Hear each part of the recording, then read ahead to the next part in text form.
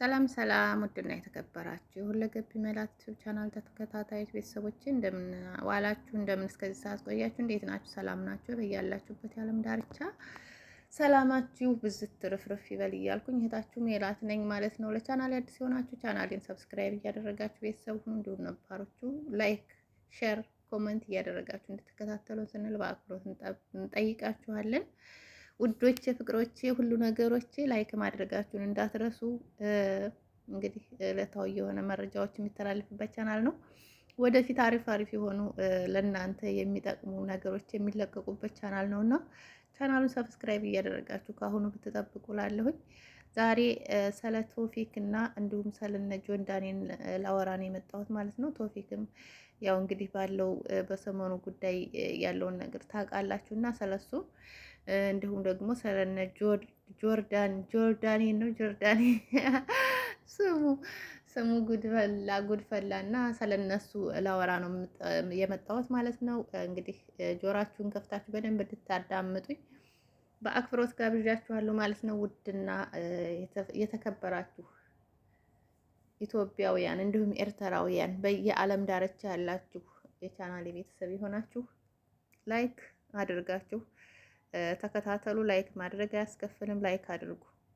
ላይክ ጥሩ ነው። ላይክ እና ላይክ ስታረጉ እኔም እርጉዝ ነኝና ደስ ይለኛል። እንደው ላይኳ በዛ ብላ ጠቀም ብላ ሳያት ደስ ይለኛል። እና ወደ ጉዳዬ ስገባ ምንድን ነው ትንሽ ዘና ላድርጋችሁ ብዬ ነው። በመጀመሪያ ያው ሲጀምሩ ስትረስ ውስጥ ሰውን ከማስገባት እስኪ ከመጀመሪያ ትንሽ አንዳንድ ነገሮች ጣል ላድርግ ብዬ ነው እና ያው እርግዝናውም ወደፊት እየገፋ ስለሚሄድ እርጉዝ ከሆነ ምንድን ነው ልጅ ከሆነ ይገፋል፣ ቂጣ ከሆነ ይጠፋል እንደሚባለው እንግዲህ ከሰውዬ ነው ያረገዝኩት ከማን ነው ያረገዝኩት የሚለውን ወደፊት ብዙ ነገሮችን ስለሚለቀቅላችሁ ማለት ነው። ይህን ቻናል ሰብስክራይብ እያደረጋችሁ ብትጠብቁ ጥሩ ነው። ምክንያቱም ገፋ ሲል ይሻላል። ገና በጨቅላነቱ ገና ከፍ ሳይል ካማወራ ብዬ ነው እና ለዛም እንግዲህ ሰብስክራይብ አድርጋችሁ ጠብቁ። እንግዲህ ዛሬ ስለ ቶፊክ እስኪ ከመጀመሪያው ቶፊክ ማለት በዚህ ወሩ ምንድነው ያጋጠመው? ቪዲዮ እየለቀቀ አይደለም፣ ቪዲዮ እየሰራ አይደለም። አንድ ሰሞን ከመሪና ጋር ፕራንክ እየተደራረጉ የተለያየ ነገሮችን እየሰሩ ነበረ።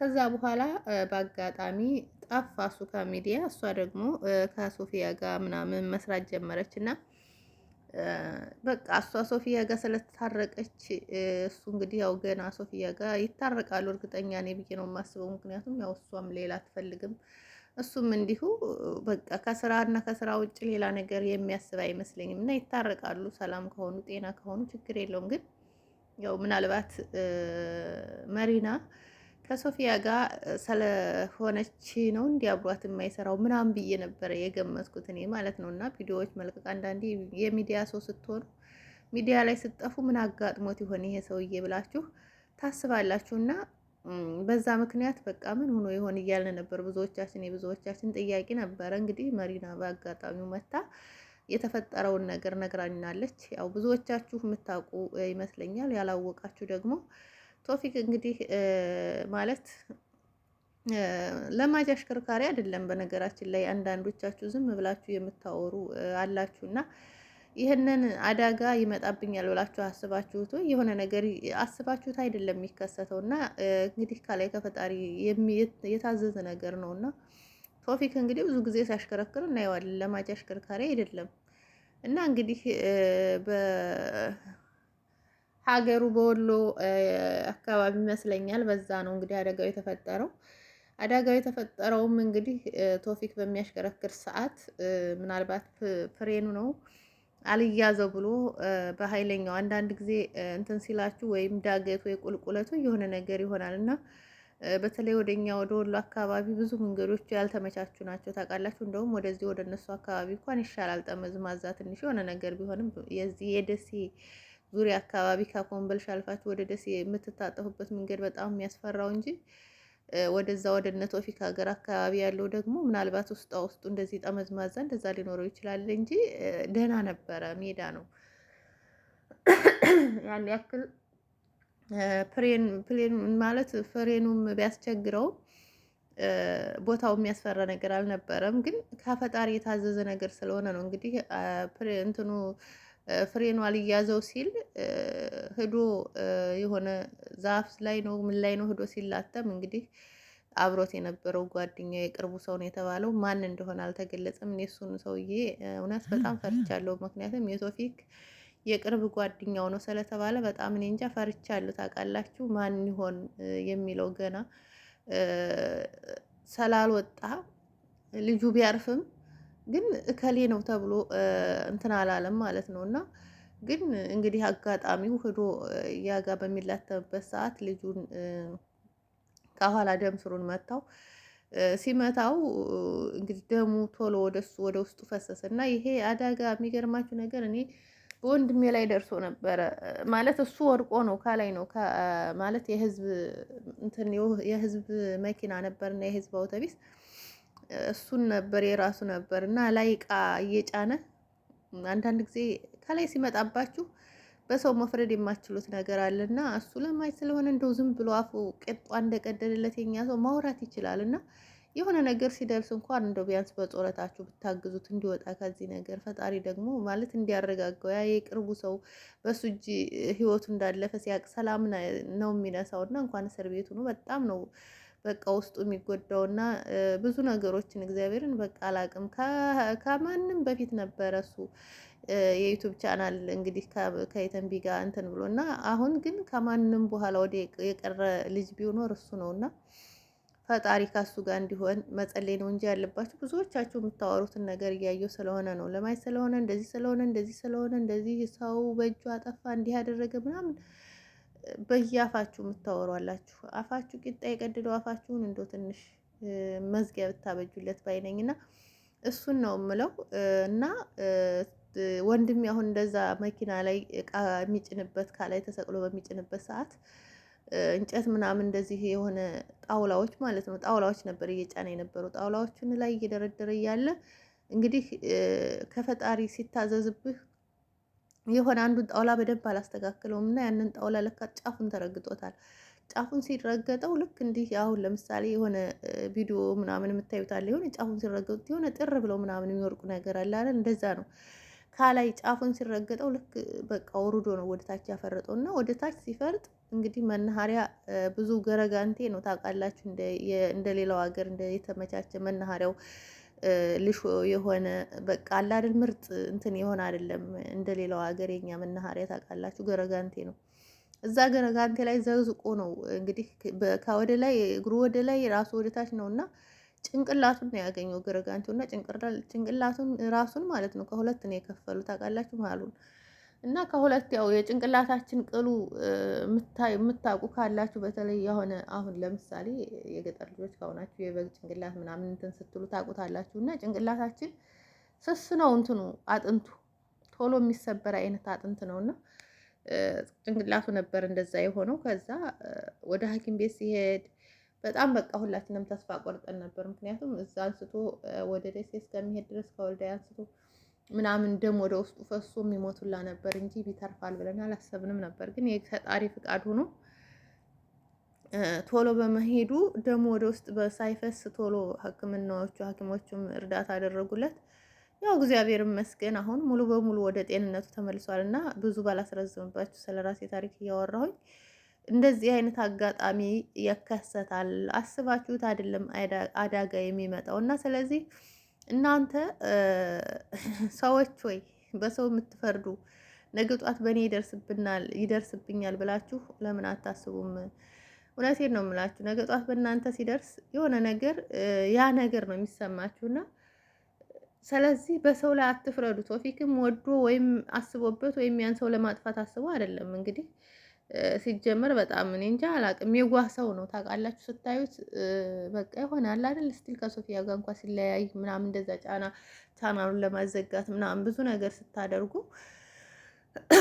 እንደው እነዚህ ሰዎች ምን ሆነው ነው እያልኩ ነበር። ምክንያቱም የራሳቸው ግጭት አለ። ሰውና ሰው እኮ ይጋጫል። እና ለምን ተጋጨ፣ ለምን ተጣላሃት፣ ለምን እንዲህ አልካት፣ ለምን እንዴ? ሰው በግዴታ መኖር አለበት? ግዴታ ሚዲያ የመጣ ሚዲያ ላይ ነው። እነሱ ሲገናኙ ሚዲያ ላይ እየተቀረጸ ነበረ። በቃ ሲለያዩ ሚዲያ ላይ ወጣ፣ ተለያይተናል፣ እኔ እና እሱ አንድ ላይ አይደለንም የሚለው ወጣ። በቃ ይመቻቸው። እነሱ ራሳቸው መደበር ይችላሉ። ከቻልን አንድ ላይ ለማድረግ መጣር፣ ካልቻልን ግን ለአንዱ ወግነን አንዱን ባንወነጅል፣ አንዱን ወግነን ምንም አይነት ጥፋቱ ምን እንደሆነ ሳናውቅ ስለዛ ሰው ብቻ ባንፈርድ ጥሩ ነው ባይነኝ እና ልጅ ቶፊቅን በጸሎታችሁ ሁላችሁም እንድታስቡት አሳስባለሁ ማለት ነው። ሁላችሁም በጸሎት በዱዓ አስቡት። ካለበት ነገር እንግዲህ ፈጣሪ ረድቶት ማለት እንግዲህ ሰው አውቆ አይደለም መብንም ይሁን በምንም ወጥቶ እንግዲህ ሌላውን ነገር በውጭ እንዲከታተል ያለውን ነገርም ደግሞ ፈጣሪ ማለት እኔ እንጃ አላቅም፣ መጽናናቱን ይስጠው። እሱም ጓደኛው ነው እንደዛ የሆነው በፊቱ ባይን ላይ ነው እያየ ነገር ሲፈጠር ሰላም አይኖረውም እና ውስጡ ሰላሙ ነው የሚረበሸው እና ፈጣሪ ከሱ ጋር እንዲሆን ሁላችሁም በጸሎታችሁ በዱዓችሁ አስቡት። ጾም ነው የሁላችንም ጾም ነው እና መልካም ነገር እናስብ፣ ጥሩ ነገር እናስብ። በጣም ብዙ መጥፎ ነገር የምትሉ ሰላየሁ ነው በተለይ ቲክቶክ መንደር ላይ በቃ ቂጣ ቀደደው አፋችሁ ዝም ብላችሁ ማውራት የምትወዱ ብዙዎች አላችሁ እና ፈጣሪ ልቦና ይስጣችሁ ነው የምለው ለእናንተ።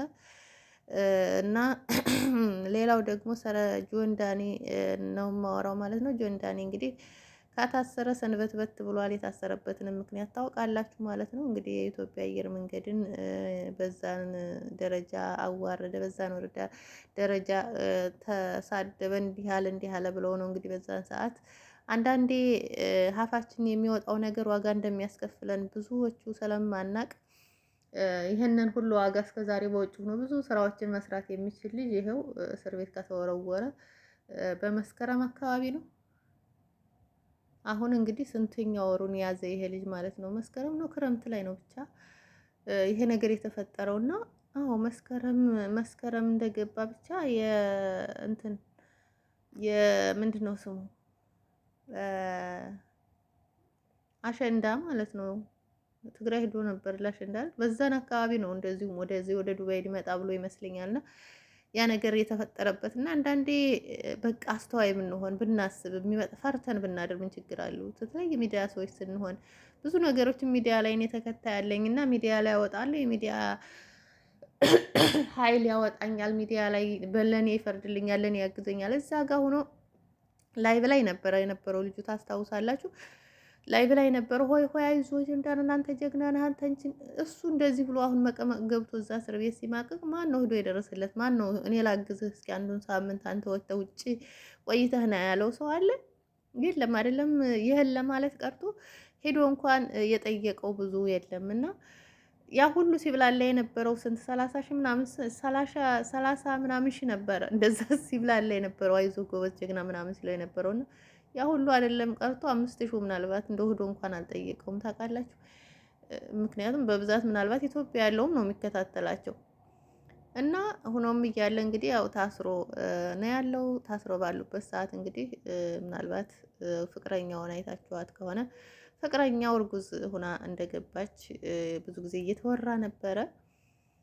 ፍቅረኛው እንግዲህ መውለጃዋ ሰዓት እየተዳረሰ እስር ቤት ሆናችሁ ማርገዝ ምናልባት አዎ እስር ቤት ብትታሰርም እርጉዝ ስለሆነች ተገቢውን ክትትል እንድታረግ ሊፈቅዱላት ይችላሉ። ምክንያቱም ያው ታስራ ሂዳ ልጇን በምትከታተልበት ሰዓት ልጁ ማለት ክትባት በሚያስፈልጋት ሰዓት ሂዳ ተከትባ ምናምን ልትመጣ ትችላለች። ምክንያቱም ግዴታ ነው ይሄን እርጉዝ ሴት እስካሰሩ ድረስ ያው ጥፋተኛም ብትሆንም እርጉዝ ሴት እስካሰሩ ድረስ ግዴታ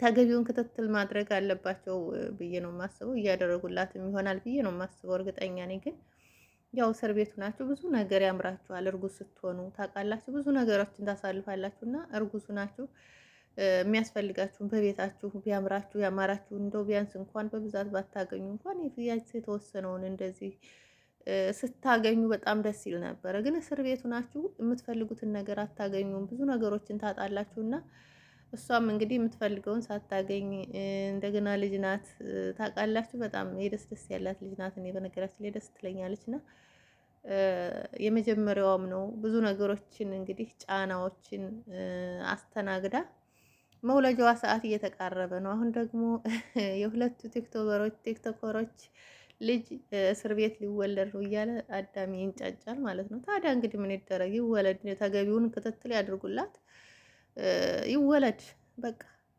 ያበጠው ይፈንዳ ነው የሚባለው። ምንም ማድረግ አይቻልም። እነሱም በእስር ቤት ይሄንን እያሳለፉ ነው። ግን በጣም ከባድ ነው ታውቃላችሁ። ያው አላቅም እንግዲህ እነሱ ያሰቡት ጓደኝነት ይኖራል።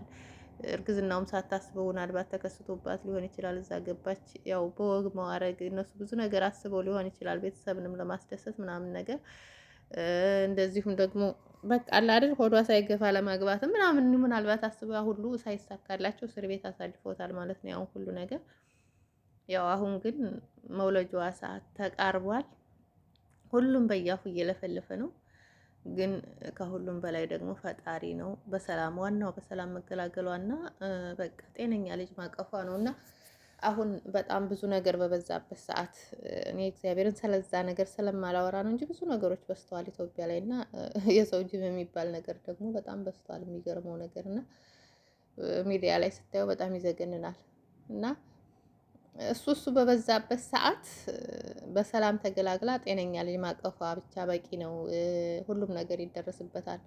ፈጣሪ ብሎት ሲወጡ ሁሉንም ነገር ማስተካከል ወይም መደገስም ሆነ ሁሉንም ነገር ማድረግ ይችላሉ።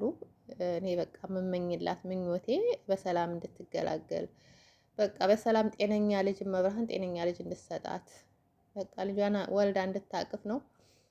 መብርሃን ትቅረብሽ። እንግዲህ እግዚአብሔር መልካም ነው።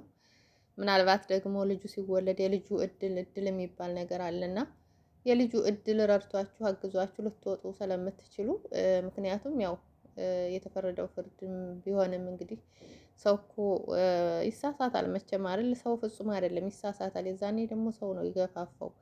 ሆይ ሆይ ሆይ ሆይ የሚለንን ህዝብን እንትን የሚለልን ካሰማን እኛ ገደል ነው የምንገባው። ራሳችን የሚለንን ማለት ውስጣችን የሚለንን ይሄ ነገር ይጠቅመናል፣ ይሄ ነገር ይጎዳናል የሚለውን ነገር ብናስተውል ብናስብ የት በደረስን ኑሮ። ያን ነገር ግን ባለማሰባችን ሆይ ሆይ ሆይ ሆይ ስንባል ተከታይ ሲኖረን በቃ የለም ሰሚ የለንም። አሁን ለምሳሌ የሆነ የሰው ፍቅር ሲኖር የሰው እንትን ተከታይ ከሌ ከሌ እያለ ሁሉም ሲያጨበጭብልህ በቃ አለ አይደል ያላንተ ሰው ያለ ሁላ አይመስልህም። አሁን ምናልባት ሩታን እያያችኋት ከሆነ እንግዲህ እግዚአብሔር የሰው መውደድ ሰጥቷት እንጂ ካሷ የበለጠ ብዙ ደማቸው ማለት ደስ ደስ የሚሉ የሚወደድ እንትን ያላቸው ብዙዎች አሉ። እንግዲህ ዳሌም ቢሆን ካሷ የበለጠ ስንት ዳሌ አለ። ግን እግዚአብሔር ደግሞ ካላይ ሲሰጥህ በቃ እግዚአብሔር ይመስገን የሰው መውደድ የሰጠኸኝ አንተ ነህ። ይሄን ሁሉ ህዝብ በቃ እኔን እንዲወደኝ እኔንም እንዲያከብረኝ እኔንም በቃ ለእኔ እንዲሆን ያደረግከው አንተ ነህ ብሎ ፈጣሪውን ማመስገን ነው እንጂ የሆነ ነገር ግን ሊሰማችሁ አይገባም። ሰው ወደዳችሁና ሰው እናንተን አለና በቃ አለ አይደለ እናንተ ምንም በቃ አለ አይደለ በቃ ሰማይን የነካችሁ ሁላ እስከሚመስላችሁ ድረስ የምትደርሱ አላችሁ ብዙዎቻችሁ ነው።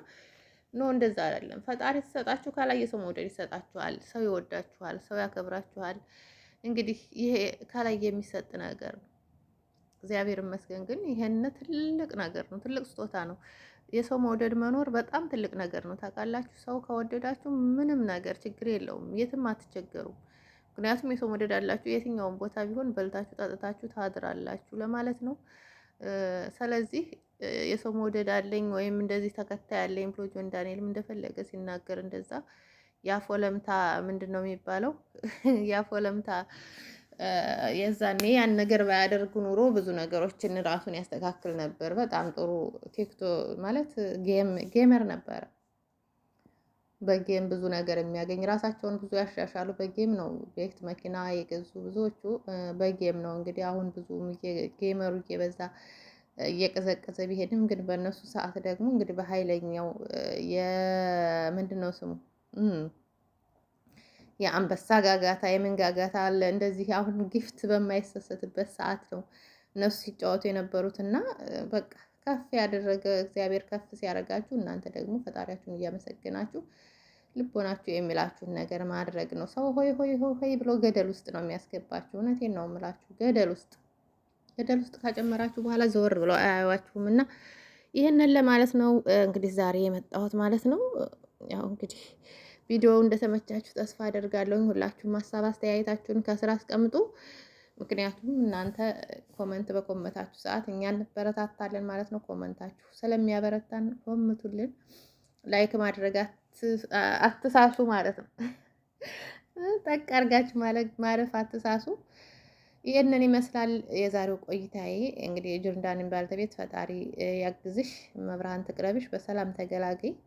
ቶፊቅዬም እንግዲህ እግዚአብሔር ያስብህ ነው የምለው። እግዚአብሔር ያስብህ፣ እግዚአብሔር ይርዳህ። እንግዲህ ባለህበት ቦታ ደግሞ እግዚአብሔር ደግሞ መረጋጋትን ያድልህ ነው የምለው። እውነት እግዚአብሔር ያጽና። የምትወደውን ጓደኛ እንዳጣህ ስለሰማን እግዚአብሔር ያጽናህ ነው የምለው። ሁላችሁም በጸሎታችሁ አስቡት እስከሚወጣ ድረስ።